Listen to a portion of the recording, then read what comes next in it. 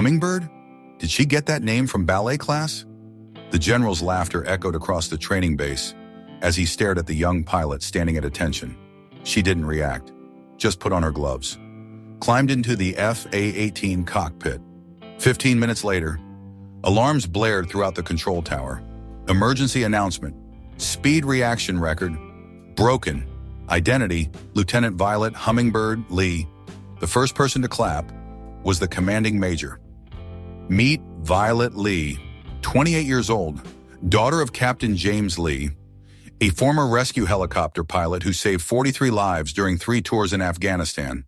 Her mother Sarah died when Violet was 12, from complications during surgery. Violet grew up in military housing, raised by her father in his unwavering belief, want to save people, don't need to be loud about it. Despite graduating summa cum laude from the Air Force Academy, despite scoring perfect marks on every written exam, Violet never fit in with the overconfident pilot groups who dominated the social hierarchy. She was quiet, methodical, always writing detailed notes in her leather journal after training sessions, analyzing every mistake, every successful maneuver, every weather condition that could kill a pilot. The nickname Hummingbird came from her squadron 3 months into advanced training, during a severe thunderstorm simulation. While other pilots struggled with brutal crosswinds, Violet executed a series of micro-adjustments so smooth and precise that her flight instructor, Captain Martinez, said, "She moves like a hummingbird. Small movements, perfect control." But the other pilots turned it into a running joke. "Here comes the little bird.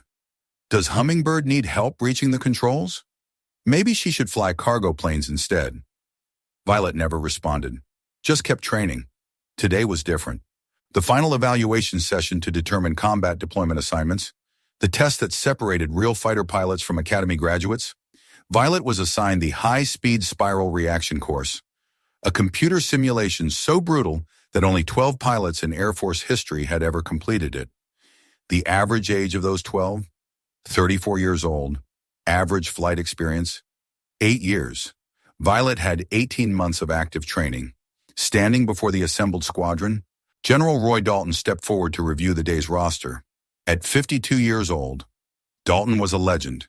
200 combat missions, 4 air-to-air kills, and the holder of the high-speed spiral record for 20 years straight. His eyes scanned the list, stopped at her name, and his expression shifted to amused disbelief. Hummingbird? Did she get that name from ballet class?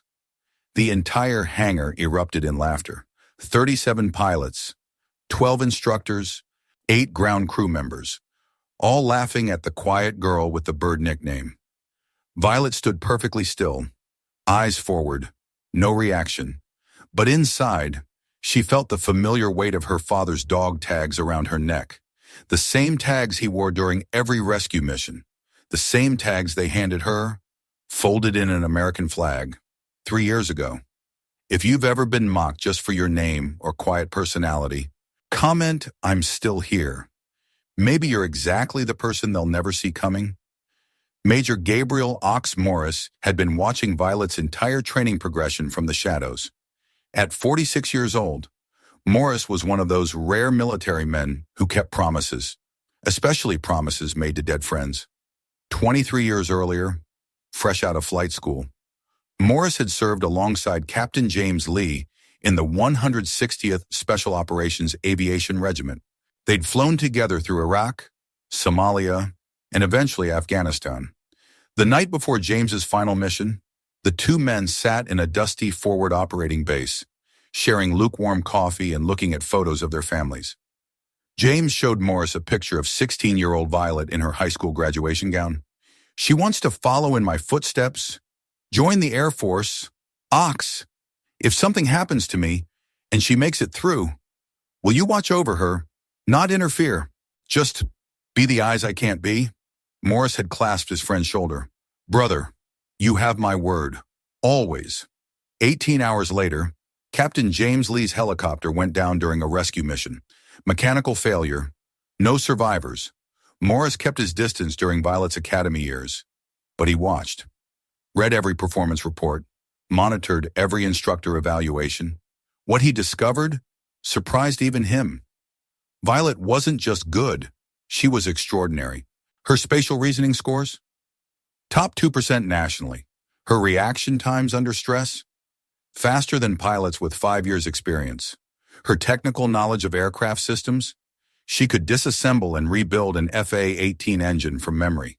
But more importantly, she had her father's instinct, that indefinable quality that separated good pilots from the ones who brought everyone home alive. 3 months ago, Morris had received an unusual call from Chief Master Sergeant Rodriguez at Edwards Air Force Base. Major Morris, I need to verify something. We have a Lieutenant Lee who's been using our advanced simulators after hours, paying out of her own pocket. She's been running scenarios that would challenge our most experienced test pilots. Morris drove the 3 hours to Edwards that same evening. Through the observation deck, he watched Violet in the most sophisticated flight simulator in the United States military. No instructors, no safety monitors, just her and computer-generated flight conditions that would terrify seasoned combat veterans. Category 5 hurricane winds, multiple engine failures, surface-to-air missile attacks, emergency landings on aircraft carriers in 30-foot swells. She ran each scenario repeatedly, 10 times, 20 times, until she could execute perfect responses while blindfolded.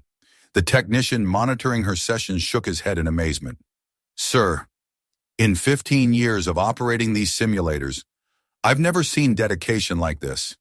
She studies the physics of every maneuver, calculates wind resistance factors, memorizes emergency procedures for aircraft she's never even flown. How's her performance? Better than pilots with twice her flight hours. She's developing techniques that our manual writers should study. That night, Morris understood what he was witnessing. Violet wasn't training to pass tests or impress instructors. She was preparing to honor her father's legacy by becoming the pilot he'd never had the chance to be. Now, standing behind General Dalton as the man mocked his friend's daughter, Morris felt something cold settle in his chest. He stepped closer to the general and spoke quietly. Be careful, sir. Hummingbirds don't fly to show off. They fly to survive. Dalton glanced back with casual confidence. We'll see about that, Major. But Morris knew something the general didn't. He'd read James Lee's classified after-action reports, the same reports that detailed innovative rescue techniques, techniques that had been adopted as standard procedure throughout special operations aviation. Violet had been studying those reports, her father's reports, for 3 years.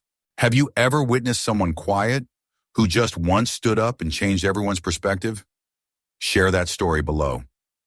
Violet approached the simulator with measured steps, no hesitation, no visible nervousness. She performed her pre-flight inspection with the methodical precision her father had taught her during weekend visits to local airfields when she was 15.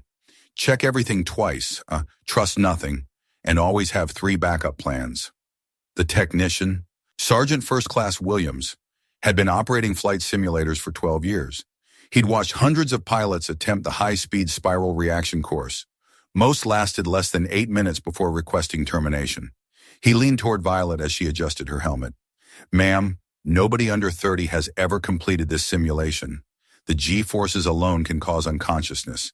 If you need to abort at any point, Violet looked him directly in the eyes. Sergeant, my father flew real rescue missions in conditions worse than any computer can simulate. I'm not here to quit. She sealed her helmet, performed final systems checks, and engaged the simulation.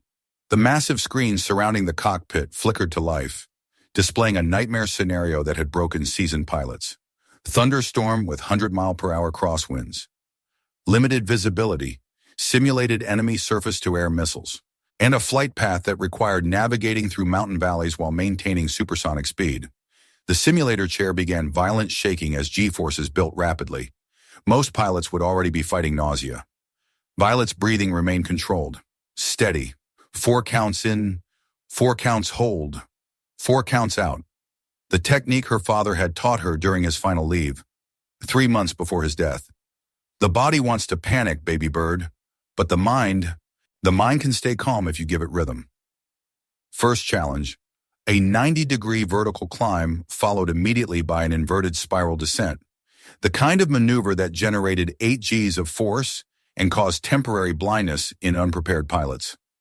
Violet pulled back on the stick with precise pressure, felt the simulated aircraft respond, and executed the climb-to-spiral transition so smoothly that her altitude variance was less than 50 feet. General Dalton stopped talking to his aide, started paying attention. Second challenge, complete engine failure during the spiral descent. In a real aircraft, this would mean dead stick flying through a thunderstorm with zero power and rapidly decreasing altitude. Violet's hands moved to secondary controls without hesitation. She'd practiced this exact scenario 237 times at Edwards.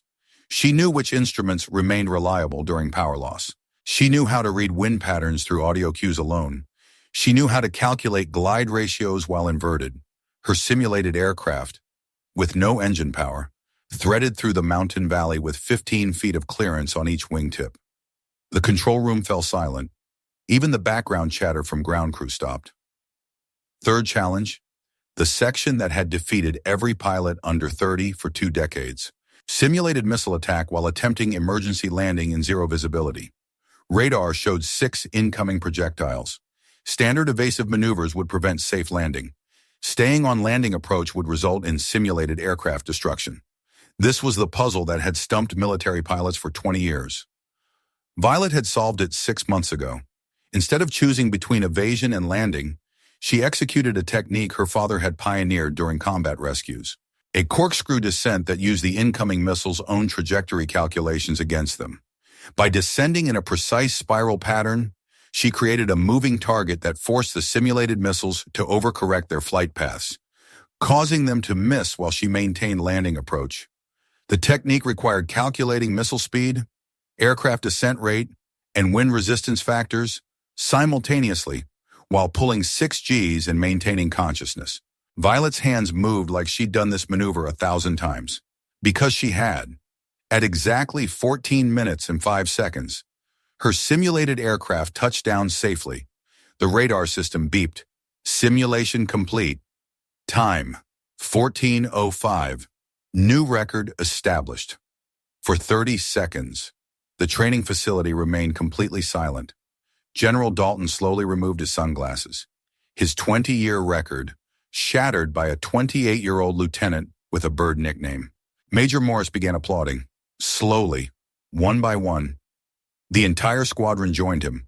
Violet climbed down from the simulator, removed her helmet, placed it carefully on the equipment table.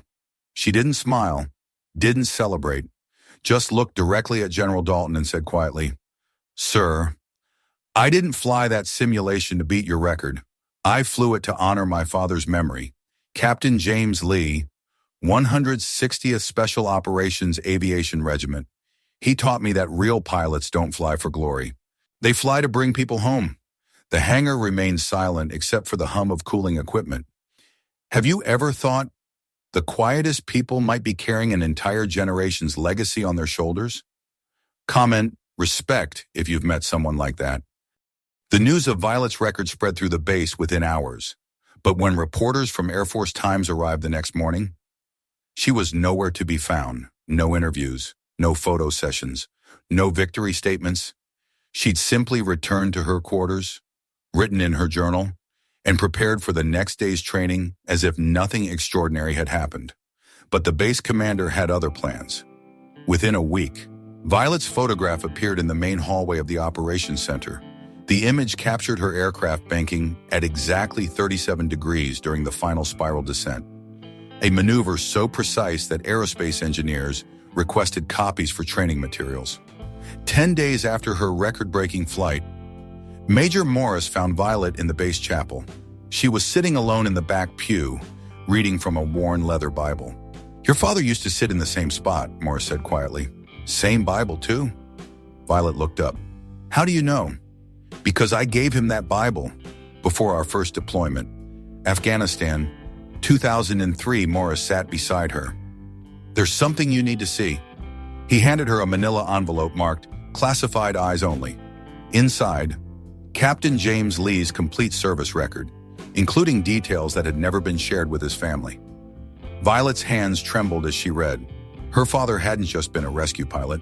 He'd been the rescue pilot, credited with developing 3 emergency techniques that became standard procedures, awarded the Distinguished Flying Cross twice, and holder of the high-speed spiral reaction course record from 2004 to 2007.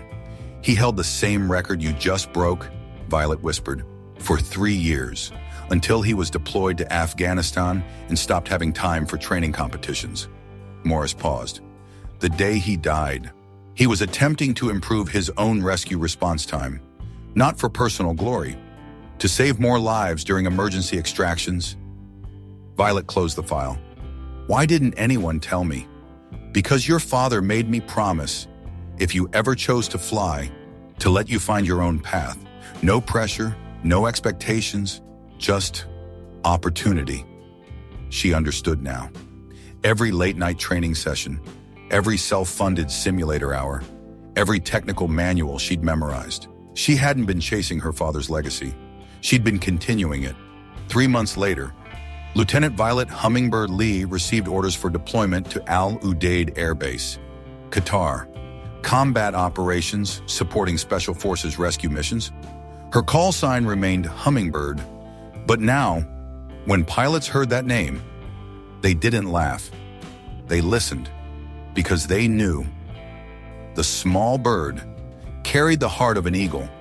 If you believe honor doesn't need to be loud, but needs to fly steady, follow this channel. We tell these quiet flight stories every day. Some mockery is born from ignorance, but some records are born from love. The person with the smallest call sign sometimes carries the greatest responsibility.